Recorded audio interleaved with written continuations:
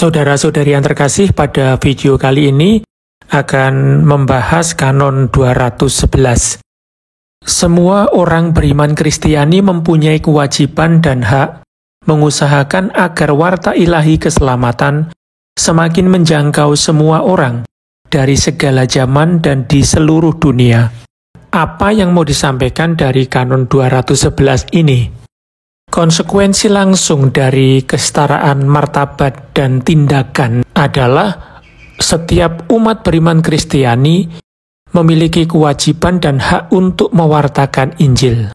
Ini bukan sekedar tentang kolaborasi dalam pelayanan para gembala, tapi soal pelaksanaan hak dan kewajiban yang dimiliki dan diwujudkan dalam kehidupan konkret setiap hari.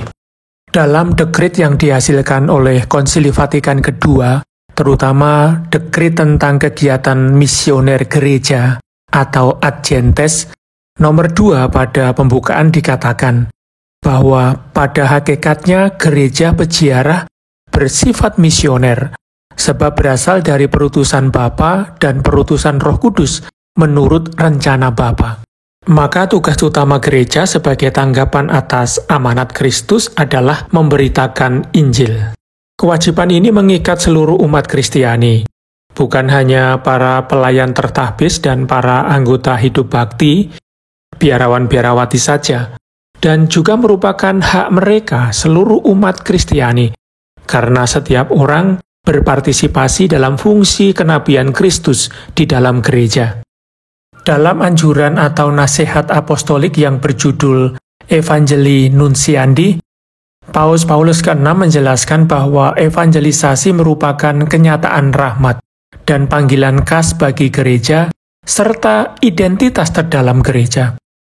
Dengan demikian, evangelisasi berarti memberitakan kabar baik ke seluruh lapisan umat manusia dan melalui pengaruhnya mengubah umat manusia dari dalam dan menjadikannya manusia baru.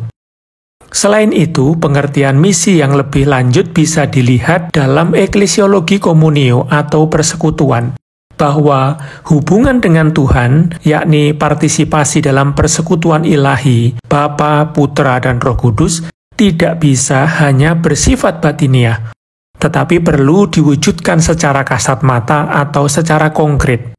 Relasi dengan Allah juga diarahkan keluar dalam pewartaan kabar gembira keselamatan, dalam kerjasama dengan sesama, baik pria maupun wanita dalam kekuatan roh, demi keselamatan setiap individu dan dunia. Lebih lanjut lagi, dalam Evangelii Nunciandi nomor 23, juga ditegaskan bahwa pertama-tama sarana evangelisasi adalah kesaksian hidup Kristiani yang otentik, yang diberikan kepada Allah dalam persekutuan, dan pada saat yang sama diberikan kepada manusia atau sesama. Seperti halnya persekutuan itu sendiri, evangelisasi juga memiliki dimensi personal dan komunal. Pertama-tama seseorang mesti bertobat secara bebas dan berkelanjutan terhadap inisiatif Allah dan kemudian berupaya untuk mentransformasi masyarakat secara keseluruhan melalui Injil. Kitab Hukum Kanonik menyajikan evangelisasi dalam arti yang luas maupun sempit. Kanon 211 yang kita bahas ini dan juga Kanon 781 mengungkapkan pemahaman yang lebih luas bahwa seluruh kegiatan gereja bersifat misioner. Sementara itu, di Kanon 786 mendefinisikan tindakan misioner dalam arti yang lebih khusus sebagai pewartaan pesan Kristiani di wilayah yang belum dikenal. Semua umat beriman dapat berperan dalam pewartaan ini. Kedua pengertian evangelisasi tersebut berkaitan erat. Tindakan misioner yang spesifik mencerminkan misi fundamental gereja di dunia. Sebagaimana telah disebutkan, konteks seluruh evangelisasi adalah gereja sebagai persekutuan. Maka kewajiban memelihara persekutuan sebagaimana dijelaskan di Kanon 209 dan memupuk kebaikan bersama di Kanon 223 mengingatkan kita bahwa pelaksanaan misi ini terjadi dalam komunitas iman tertentu, yaitu Gereja Katolik. Karena itu, Otoritas gerejawi berhak mengatur partisipasi ini jika dilakukan atas nama gereja.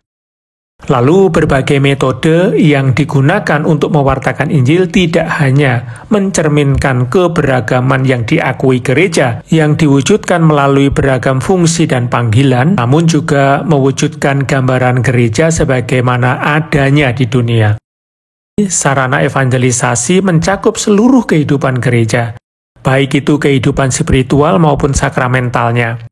Keanekaragaman panggilan yang ada di dunia sebagai awam, baik yang hidup sendiri atau single, atau yang menikah sebagai orang tua, klerikus, anggota tarekat hidup bakti dan serikat hidup kerasulan, maupun kelompok-kelompok tertentu seperti keluarga, paroki, keuskupan, perserikatan, baik yang berbadan hukum publik maupun privat, melalui perannya yang berbeda-beda, berpartisipasi dalam 3 fungsi Yesus Kristus sebagai imam, nabi, dan raja.